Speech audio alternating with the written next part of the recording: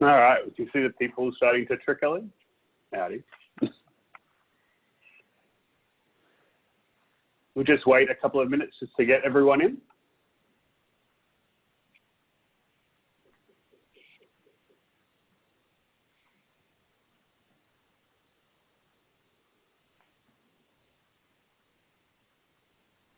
Here we go.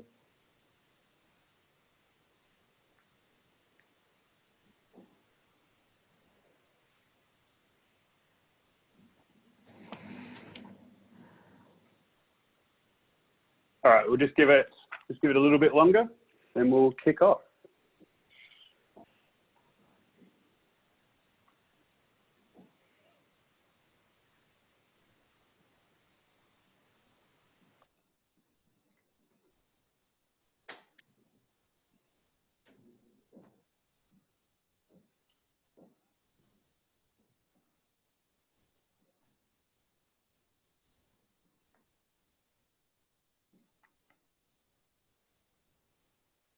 So we've just got a question that's come in, which Kyran's answering of, can you see it? So we are, you'll just be able to see us as the panel, but you'll be able to chat in the chat box. Yeah, cool. All right, we'll just give it a little bit. Hope everyone's having a good morning.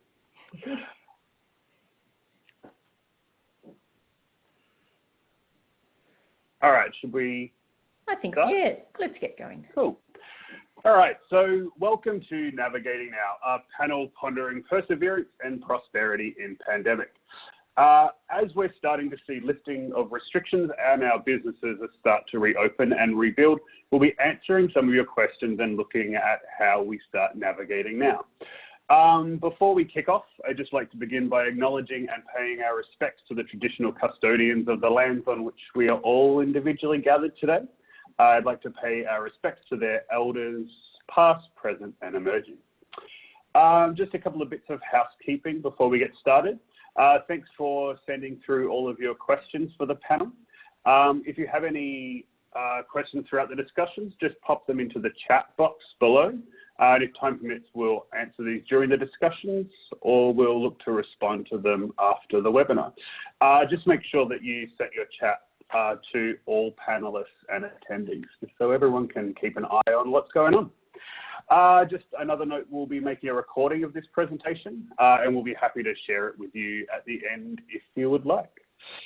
So first off, just to get an idea of where we're all at, we're just going to run a little poll, which Georgie will get to pop up on your screen shortly. Cool. So have you pivoted your business due to the impacts of COVID-19? While you'll just answer that question, we'll just kick off by introducing you to our panel members and get them to introduce themselves. So Georgie, with you. Thanks, Kyran. Hello, everyone, on this hopefully sunny morning where you are for a Friday. My name's Georgie Stayches. I'm the Chief Engagement Officer at Fetching Events and Communications. We're a boutique agency that specialises in engagement and in how to engage with your customers, your clients, your supporters, your stakeholders. And we do that through event management, volunteer management and communications. And it's great to be here today. Perfect. Kate. Morning, everybody. I'm Kate Meldrum. I'm the GM Operations for Tourism Holdings Australia, but you might know of us better through our Britz, Campervans and four-wheel drives and Maui. And we're, based here in Australia, but also, born of New Zealand and have operations in the UK and the USA. So happy to be here and talk about some of our experiences during this funny time, not so funny time. Awesome. And Ali. Hi, I'm Alison McDowell. I'm on Roadmap Strategy. We're a marketing agency based in Melbourne, and we run an end-to-end marketing service. So leading with marketing strategy, but then through all of our contacts and connections can support complete outsourced marketing services.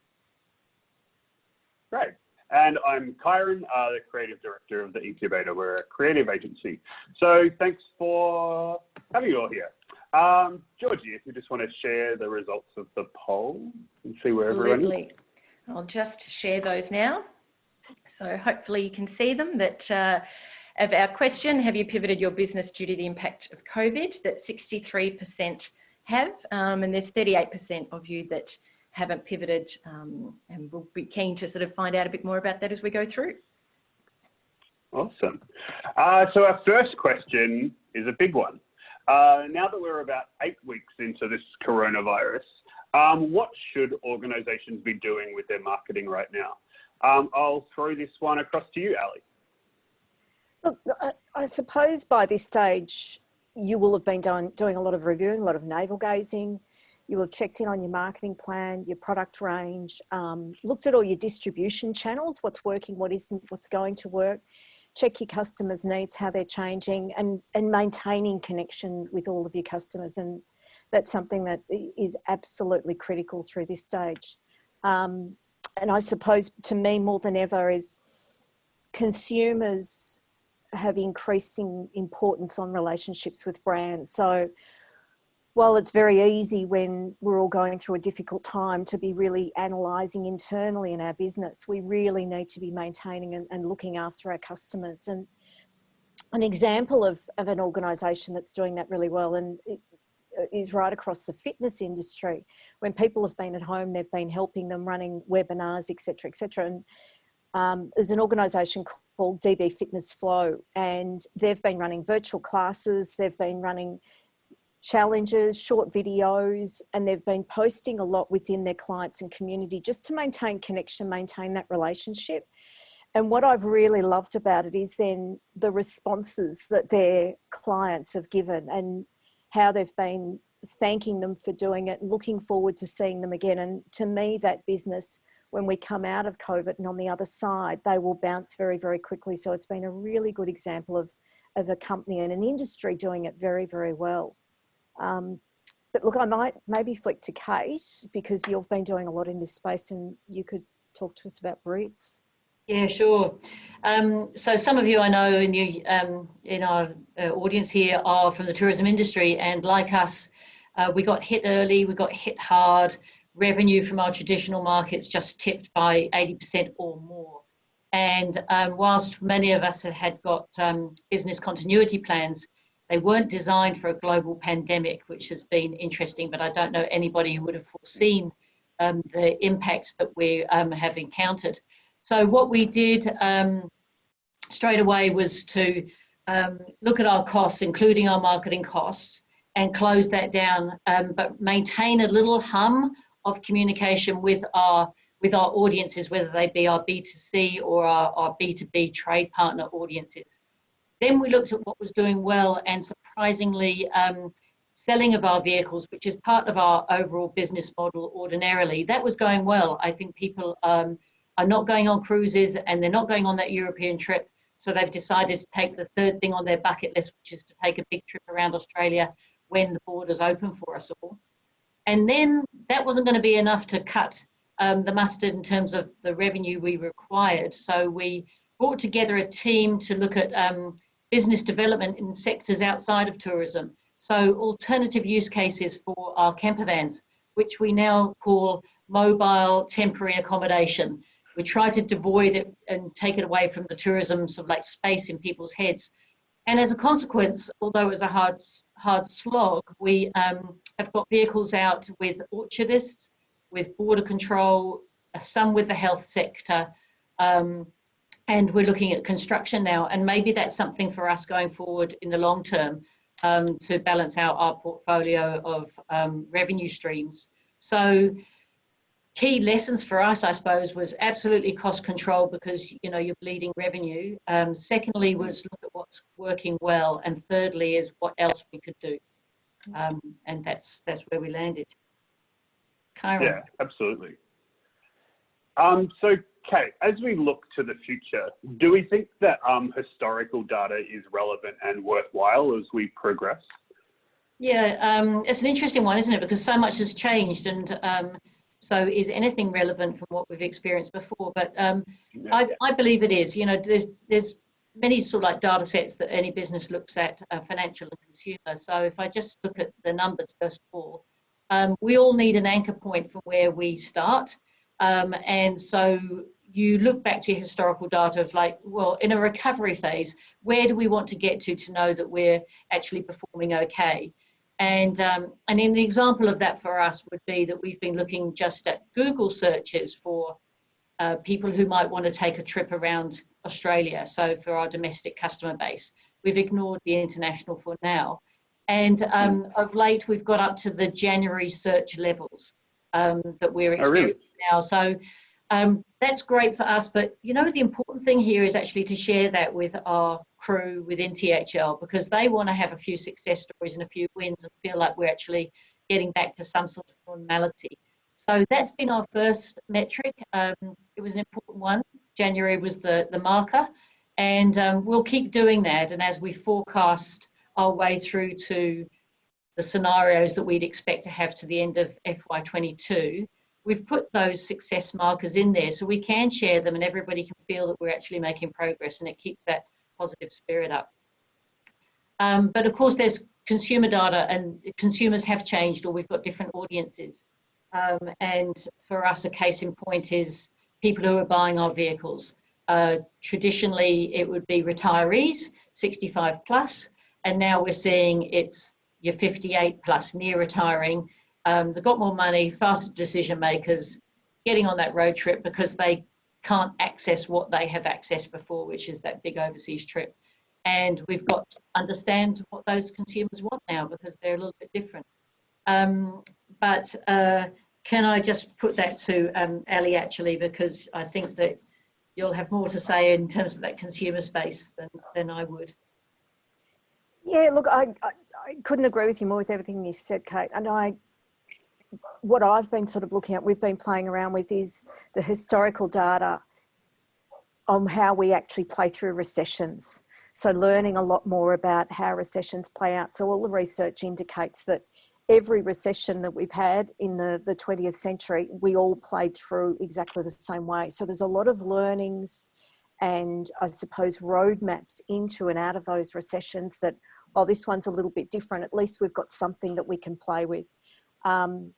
The other thing that we're keeping a very close view on is obviously, as you said, the consumer trends, what consumers are doing, and industry trends. So the categories, and everybody works in environments and categories that their industry bodies are doing a lot of work on. So there's a lot of research that's helping us forecast the future, and always keeping an eye, at particularly this point in time, on what your competitors doing. Not be focused on it, but just keep an eye on it.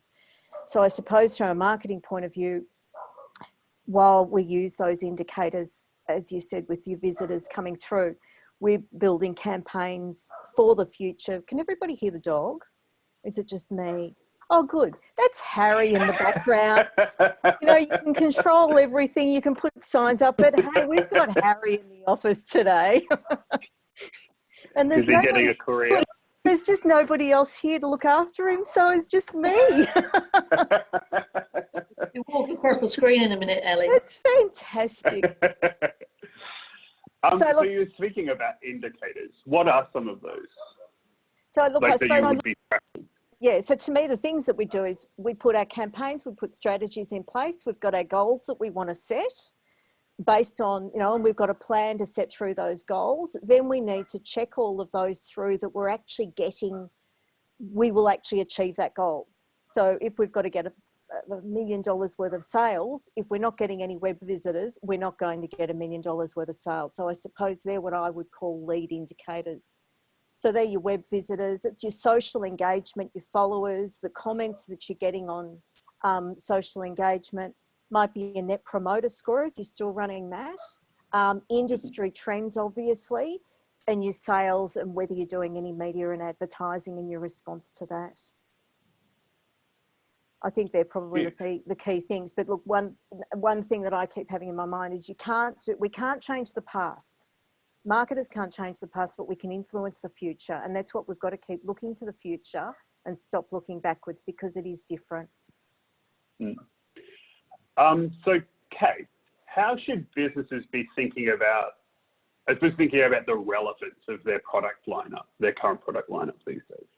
Yeah, that's a It's a really important point. And as we mentioned, Ali suggested, you know, that your consumer or your customer base may have changed, or you might have developed a new customer base, as I've intimated before. But let's just take domestic tourism as an example, where anybody who's in tourism at the moment is really looking at what they should do and how much they should spend and where are they going to get their new business from. And it is all domestic. So we've got to park what we have done for the international tourists and look at what we can do for the domestic tourists. And in our sense, we've seen the patterning is going to be weekend trips, which completely makes sense. And I think in New Zealand, they're even chatting about making 4-day weeks so that people can get out and about and support domestic tourism over there. That would be an interesting one for here.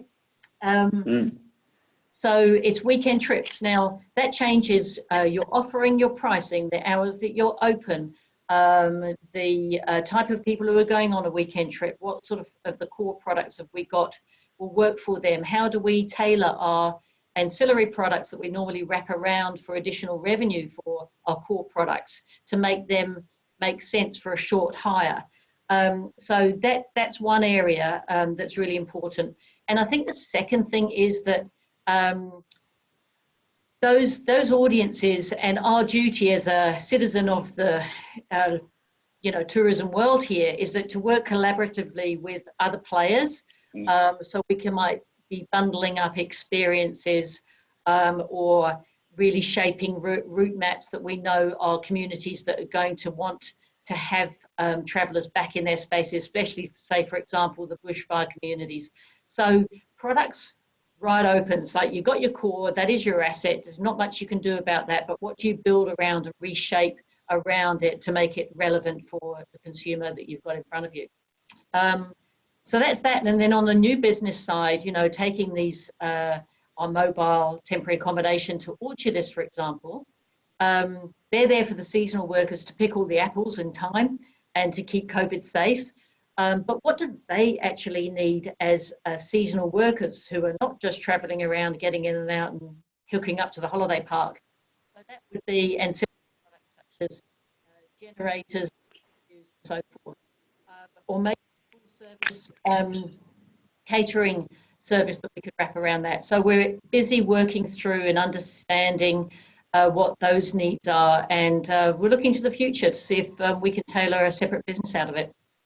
Yeah, I think that's a really good point about developing partnerships with other organisations within tourism to kind of, I suppose, cross-pollinate your audiences, which works really well in tourism, but works across any industry as well. Absolutely. Yeah. So looking at events, Georgie, what should organisations be doing at the moment? Absolutely. And before I get started, I'll say, Ellie, you might have a dog, but I have roadwork. So I apologise if you hear some drilling. It's not a loud cat purring. It's just the joys of, we said, of working from home. But absolutely. So events, you know, we know they were one of the first industries hit live events, we should say, not online events. And what I say to organisations is go back to your purpose. And if we've got anyone watching who's doing events, feel free to share your experiences in the chat box. But I always say, go back to your purpose. It's not about moving a conference online, because the purpose of the conference was to deliver professional development and to educate. The purpose of the conference wasn't to run a plenary and a workshop and gather people in a room with no windows and theatre style seating and a stage. That's how you delivered it, but that wasn't your purpose. So instead of just moving that conference format online, actually look at other ways you can deliver that education. You know, if we look at other things like a fundraising event, you know, your purpose was to fundraise. A networking event the purpose wasn't to just serve champagne and mingle, it was to actually network and provide connections. So how can you do that differently while live events are paused? And what some people are doing is, you know, you may have postponed your event or you may have cancelled it, but there's other ways you can connect with people. And there's some great examples of people doing that. If we look at the Melbourne International Film Festival, now their purpose wasn't to just gather people in a cinema to sit in front of a big screen. Their purpose was to share amazing films, and they've moved that online. There's a gin festival that has pivoted. Now, their purpose wasn't just to gather people in an outdoor area and, you know, drink gin. Their purpose was so people could experience gin, so they could promote gin, they could taste gin. And what they're doing is creating these festival packs that you can order. It gets delivered to your house and you can have your own little gin festival. And it still hits the mark of tasting the gin, experiencing the gin. And they've made it really fun. So have a look at what your purpose of your event was and how you can deliver that. And people like the Gin Festival and the Melbourne International Film Festival are also being really smart in how they communicate this, because they're not saying they'll replace the festivals, you know, in the future with this new concept. It's just how they've adapted now. So we hope that the Melbourne Film Festival next year is a live event again. So they're being really careful with their messaging that this isn't replacing that experience, but it's what we can do in the meantime. Yeah, absolutely. So one thing that I've been seeing discussed and coming up quite a lot is this concept of, especially in these day and ages, is the concept of a social license. So Ali, I was just wondering if you could give me a little bit of an overview of what a social license to operate means. So look, a social license to operate in its most basic form is about a community's perception of the acceptability of a company to operate. So the community looks at whether it's a coffee shop or a big brand, that this is an organisation that's operating correctly across all aspects. But at this point in time, as from a COVID point of view, is this a good company? Is this a safe company that I can connect with, that I can, you know, put my faith in? And look at a couple of examples that are working hard to maintain, and I would say successfully maintaining their social license to operate, is McDonald's. So we know McDonald's have had some challenges and breakouts, but they've been very proactive and very much on the front foot of closing immediately, closing for 14 days. But I know that. I know what they've been doing. They've been on the news telling everybody what they've been doing. They've been telling everybody that their safety of their customers and their crews are the most critical thing. If you look at their website, that's the number one thing that they're communicating at the moment. Not selling their product, not everything else. It's telling people that they are a responsible organisation. And I suppose as an example to sort of understand a little bit more about social licence to operate, an industry that lost its social licence to operate and is no longer allowed to operate is puppy farms. So the community and the people stood up over a matter of time and said, this isn't acceptable, that this doesn't fit with our values, we don't like this happening. It became a roar, there was people protesting, and eventually the government cut down, stopped the industry from operating. So it's something it's a really interesting business model that I actually get a bit excited about.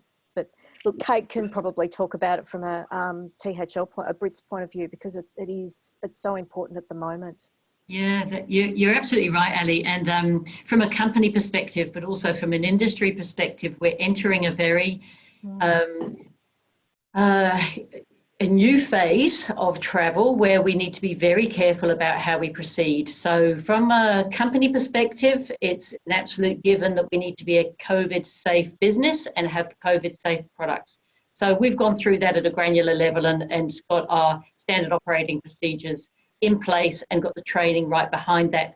And we'll communicate that accordingly to our customers who wish to take a holiday with us. But from an industry perspective, it's going to be interesting. So we've already got some border wars that are going on at the moment, where the social licence for Victorians and New South Wales people to operate within any other state is not really acceptable. But that goes down to a community level. When you think of it, we've all been sort of just working in our little local, or being and surviving in our little local area. And we've all probably felt a certain sense of unease or discovery as we've gone further afield. And is this okay that I'm now up here at Mount Macedon or from Melbourne? So we don't want to have all of our regional communities feeling that the army from Melbourne has poured out of the city confines and is now invading their space. We need to go into them being welcomed by them, and hopefully having them being receptive to receive some of the economic benefit that they can get from travellers around our state. So we need to work as an individual company in that space, but we need to work with all of our partners and all of the national and regional tourism offices and councils to get that message right, but also to be aligned with what those local communities actually want. Instead of thinking that we're just going to be the heroes going out there and dispersing our economic value, blah, blah, blah, you know. So anyway, that's us from an operational perspective. The communications are key. You know, Georgie, I know this is your space, so I'm just going to leave that and hand that over to you. Yeah, look, I mean, touching on what Ali said earlier about that, you know, how well McDonald's are doing their messaging. It's really about, you know, talk the talk and walk the walk. It's that do, you know, your social licensing compliance, but also tell people what you're doing. And if we even go pre-COVID, I used to give examples of some fantastic sustainability and environmental commitments that organisations were doing, but they didn't communicate it anywhere. So make sure you communicate it. Be clear in that communication. It doesn't have to be huge, but just clear. And it's got to be in the context of what's happening at the moment as well, so that it's relevant.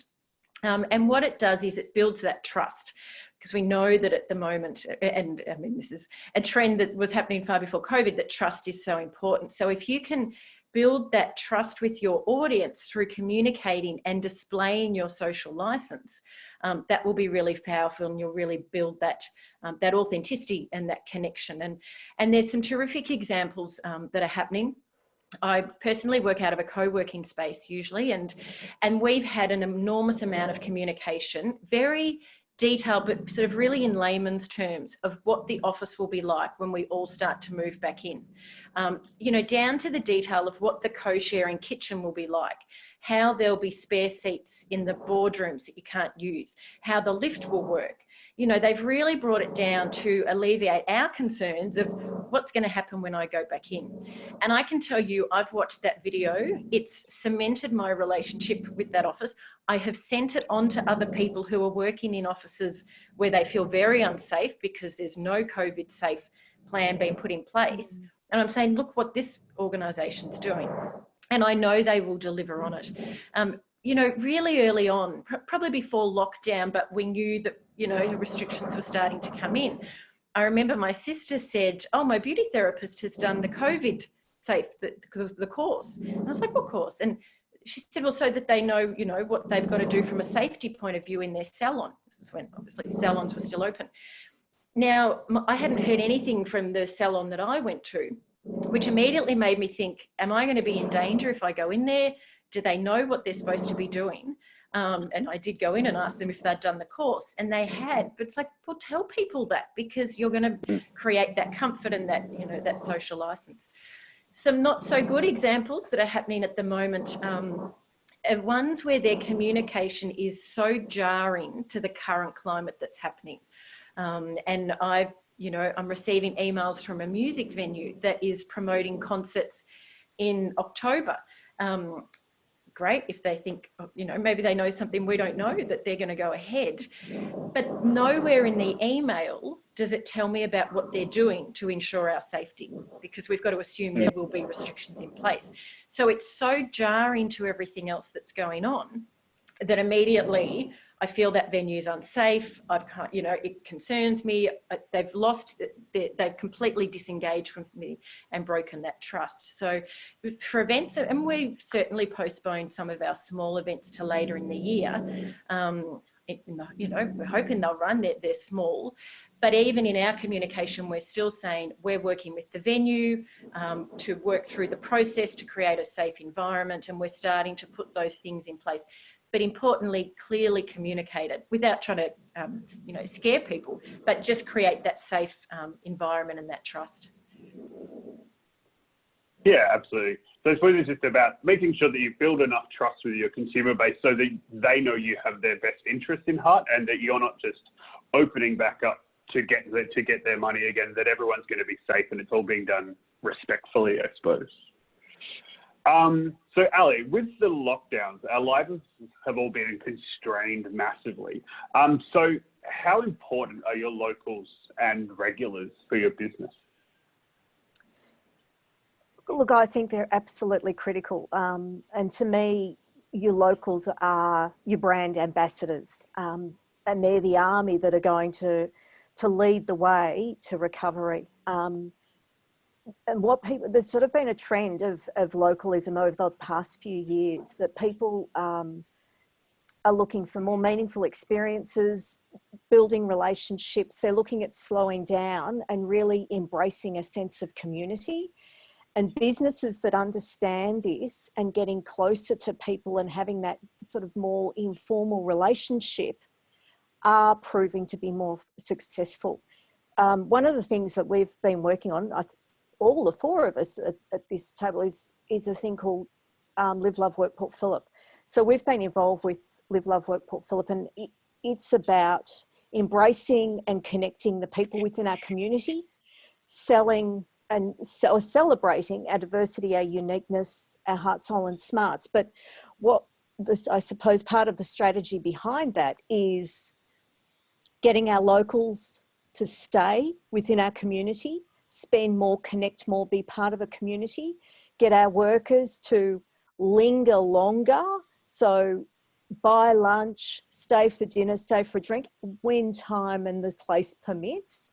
And then the lovers, the people that love visiting, to come back and enjoy it and be part of that community, because together, the locals, the workers and the visitors, that's collectively what makes up the tapestry of a community.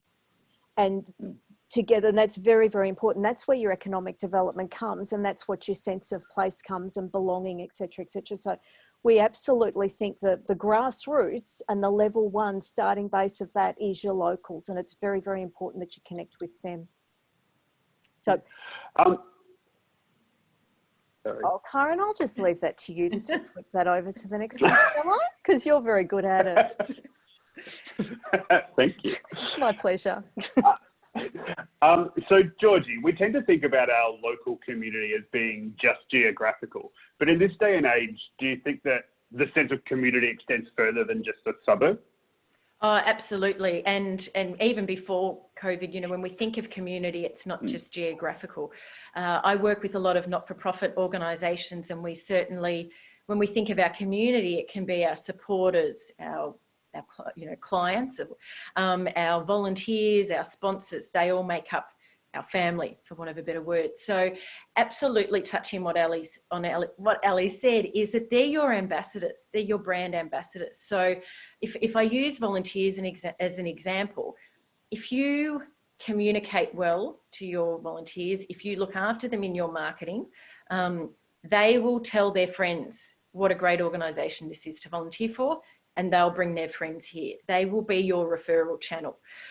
If we look at sponsors, you know, sponsors who've had a great experience, have been really well looked after and connected with, they're your testimonials for other organisations. So at this time, it's really key to look after that close community that you've got around you. We may have Global Citizen, a fellow co-working friends of mine, and you know, their community is worldwide, but it's still their community, and that's the community that they'll hold close to them, because it's that community that will tell their friends and so forth. So it really is, if you can connect well and keep connected with this community during this time, because they'll keep spreading that word. Because if we don't connect with our community, you know, whether it's geographical or distant, they'll go somewhere else, because someone else will have stepped into that space. So if we think of, you know, a local cafe, if your local cafe closed, understandably they may have had to, and they haven't done anything on social media, you've never heard from them, but another cafe comes up, which you've had to go to buy your coffee, you start to build a relationship with that cafe. And even though, you know, you have nothing against the first cafe, your loyalty has now moved. So it's really important. And it can be done simply too, and we'll talk about that a bit later. It doesn't have to be, you know, massive campaigns, really just genuine, authentic things. And And I've got a quote, if you can indulge me, that anyone who's seen me talk knows I love this quote, but it's a Walt Disney quote, and it's, whatever you do, do it well. Do it so well, when people see you do it, they will want to come back again and see you do it again. And then they will want to bring others and show them how well you do what you do. And that's, you know, what we're talking about here. If you do it well, your local community will tell others, and you'll just keep building. And we've got a question about the co-working space. I was just going to jump into. I can share that link if anyone wants a link to that video. I'll share that via email after this. And we just have a question from Philip in this space. Does working from home increase opportunities for local businesses? Do you have any thoughts on that, Ali? Yes, look, I think it does, because I think there's been change of trends. I spoke to our local cafe yesterday, and she was saying that she's actually picked up quite a number of additional customers and met a lot of people that normally would have been buying their coffee elsewhere, but they've changed their routine and they go and buy a coffee from her now. So she's actually picked up and connected with more people in a different way. So I think that it has actually changed that community connection, because we have been geographically more condensed and more intensified into one space. So yeah, I think that, look, it's a great question. Thanks, Philip. And yeah, I think it absolutely has. Can I add something onto that? Can I? Because just following on what Ali said about, you know, local businesses picking up business, a lot of town planners are looking around the strength of neighbourhoods and how this will change that localism and how strong neighbourhoods will become, which Ali fantastically talks a lot about this, that this trend was already happening and this has probably sped it up. So absolutely local businesses. But I'll really highlight a point. I was in the city to pick up something that I'd ordered online. I usually work in the city. I popped into a chemist because they had a sign that they had face masks, and I thought, oh, I'll stock up in case I ever need them. And I chatted to the chemist, and he said he just has no work because they've lost all that traffic of people working in the city and working in office blocks. So he said, people keep saying to him, oh, you must be busy being a chemist. And he said, no. He said, the suburbs are busy, we're not. So that group of people like myself that used to shop in the city at lunchtime or pick up things, we're now doing it locally. So I think it definitely does have an impact. Yeah, I would say the same as me, because my office is generally in South Melbourne, but I live in St Kilda. And I think during this lockdown, I've become a lot more entrenched in my local community than I ever really was before, because I would spend the majority of my time in another suburb. I think it's been a good thing that's come out of this, is being able to, I suppose, find where I live, which I haven't really had the time to do before. Yep.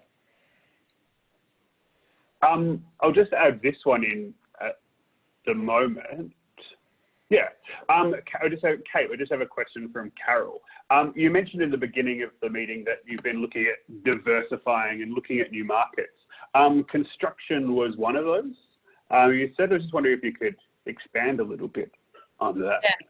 Yeah. Carol, thanks for your question. And I noticed that you were on the list of people who will be attending the webinar, and I would like to connect with you because it's as you've heard, it's a brand new space for us, and I know that you've got worker accommodation.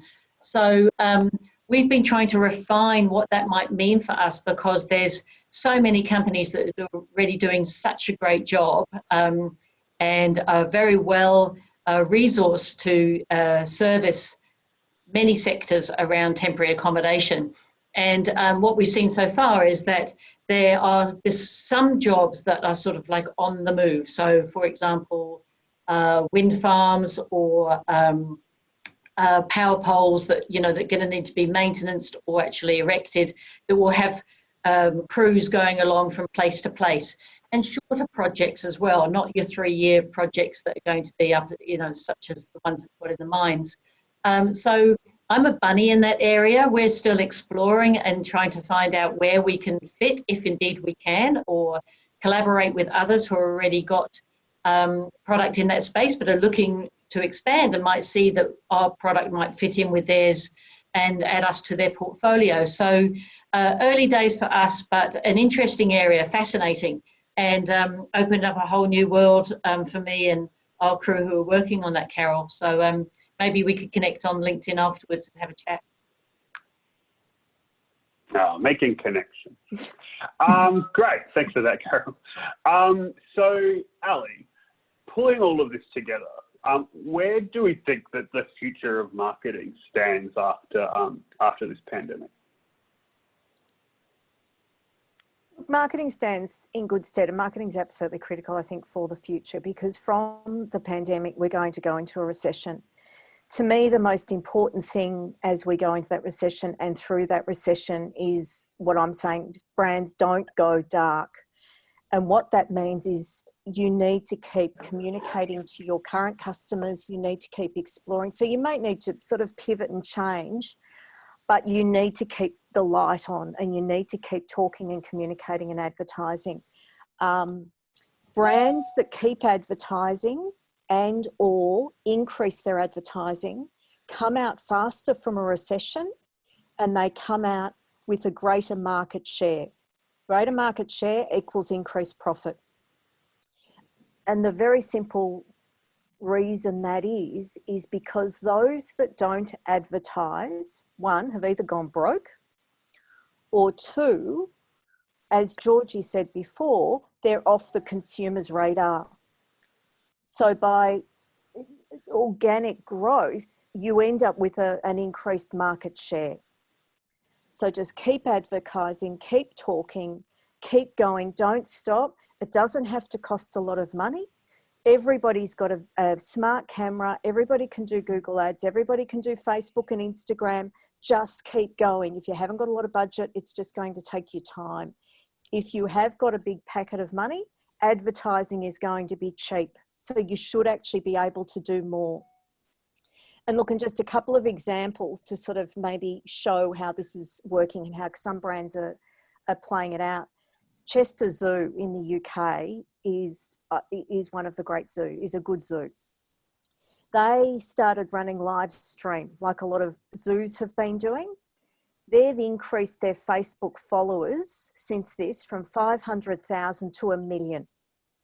So they've banked now 1 million people that they're enticing, engaging, educating, connecting with, that when the doors open, rather than just having 500,000 people connected with them wanting to come back to the zoo, they've potentially got 1 million having a conversation about this zoo, which to me is just, theirs is just textbook perfect. And I would expect our zoos in Australia are getting the same type of results. And another really good example is Mona down in Tasmania. So we all know Mona closed very, very quickly. That was in the press. But what they did so that people didn't forget them, rather than literally going dark, every Saturday night, they have 49 searchlights that shine 15 kilometres up into the sky. And those lights can be seen from 100 kilometres around Hobart. So they reach about 250,000 people every Saturday night from dusk till dawn, and they live stream it across the globe. So even if you can't physically go to Mona, you can actually enjoy their art and enjoy the Mona experience and have a conversation. So when the lights do come on, you'll want to go back to Mona because they are part of your selection group. They're top of mind with you. So if that's all I can sort of say to people, just don't go dark. Keep advertising, keep going. I know it's hard, and read the tone of your market and know who your audience is. Yeah, that's sort of, to me, is, and I think I'll maybe transfer to Georgie. Would you like to have a chat? Thanks, Sally.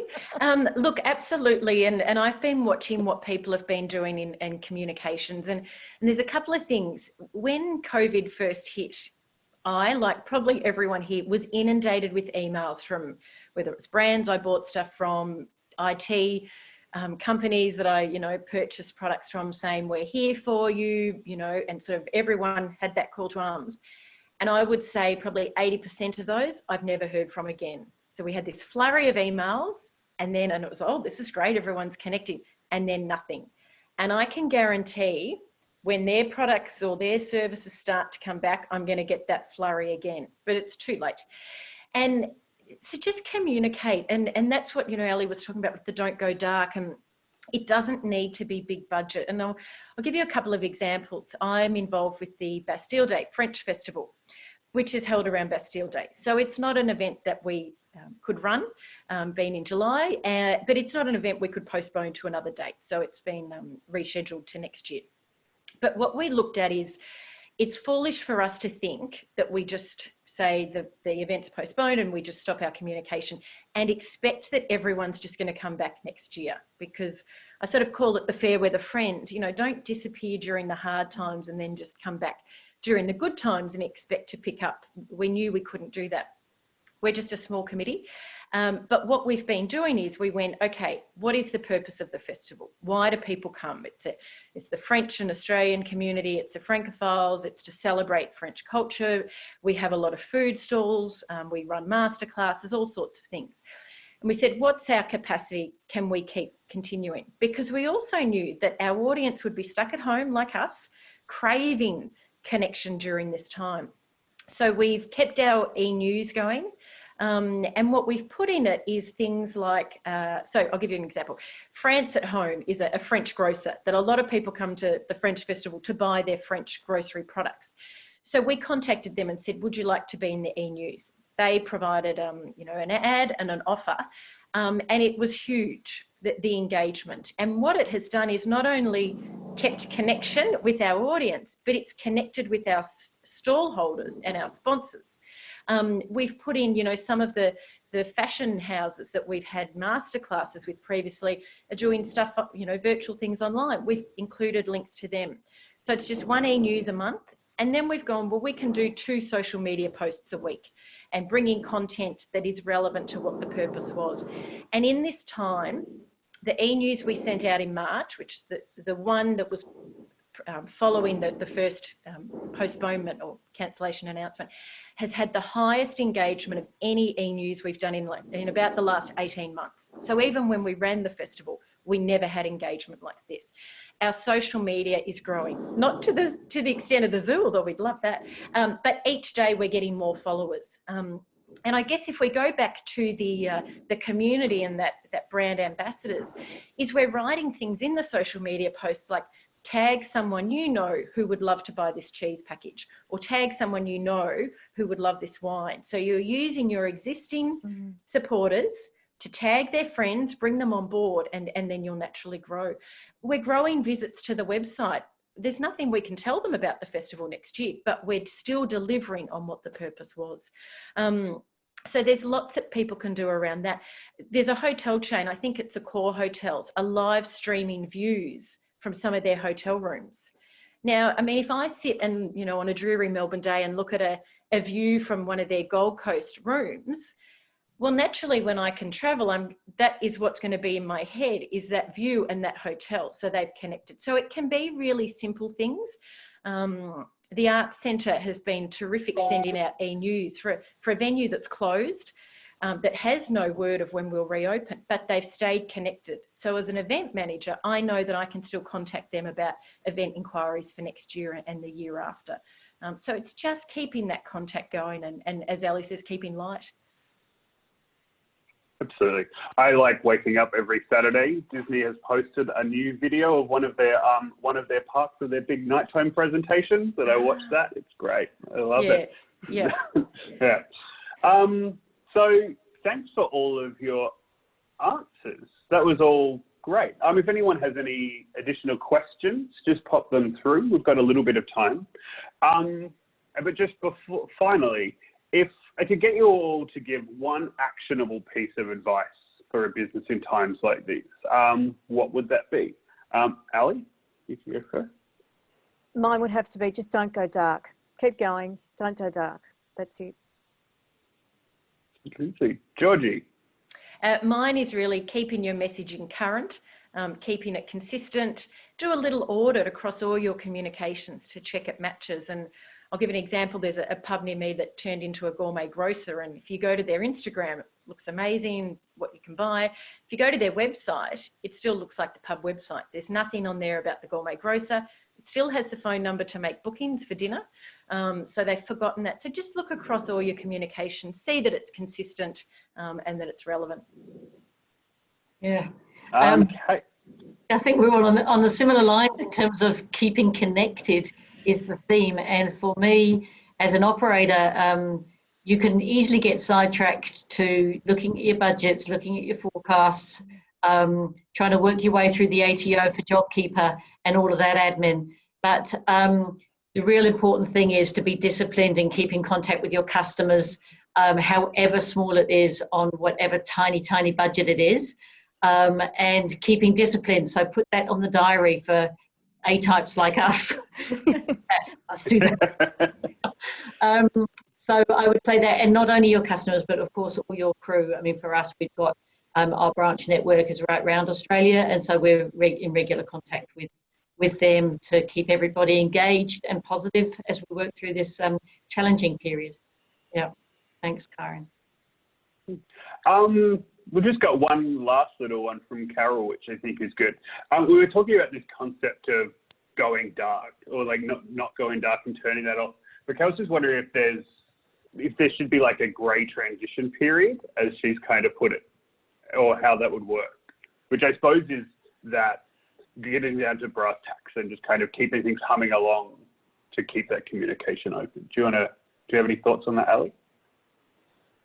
Yeah, look, I think it depends on your business, and I know that big brands and businesses with big marketing budgets, they will ultimately be cut, and you may not be able to spend as much. However, I think the marketing team in those businesses needs to seriously sit down and look at it and say, well, I've only got X amount of money to spend on that. How am I moving money around within the marketing discipline to get the best bang for my buck, consumer facing as opposed to potentially internal facing? So they've really got to work it hard. But we've got these channels, we've got our social channels, we've got our Instagram, we've got Google, we've got websites that, you know, now's the time to really tighten them up and smarten them up so that you've got that, you're getting up in the Google rankings and those sorts of things. So there's a lot of smart things that you've got to get down into to make sure that you don't lose that share of voice. So the great transition, and look, I suppose this is going to be a 2-year recession, probably. That's what's being talked about. So it's going to be a long time. I don't think there's a great transition. I think it's, you want to keep on. You know that if you lose that share of voice, there is risk to your business. And as you reduce your share of voice in advertising in the marketplace, you will lose market share. That's a fact that's sort of been driven through. So you need to be conscious of that and aware of that. But obviously, like you always have, you will play with your trends and you'll pay with your seasonality, because organically you must have an always advertising strategy, but then you'll play with your peaks and troughs accordingly. And to me, you should be continuing to do that. So I don't believe there's a great period, but I think it's just good common sense with your marketing strategy to achieve your business goals. And can I just pick up on Ali's point there, that very much it's about your best practice you've already had in place. I think people tend to think during a crisis, we just throw everything out the window that we've been doing. And I've certainly had organisations sort of refer that to me, but go back to what you had in place, see what you need to tweak, but don't lose those foundations. Mm. Yeah, absolutely. I think it's just keep going forward, tread the path. It's just don't look back, just keep going, I suppose, and we'll get out of it. Mm. Awesome. So I think that's us for today. We're getting to the end of our time. So thank you all for coming. We hope you've gained some useful insights or information.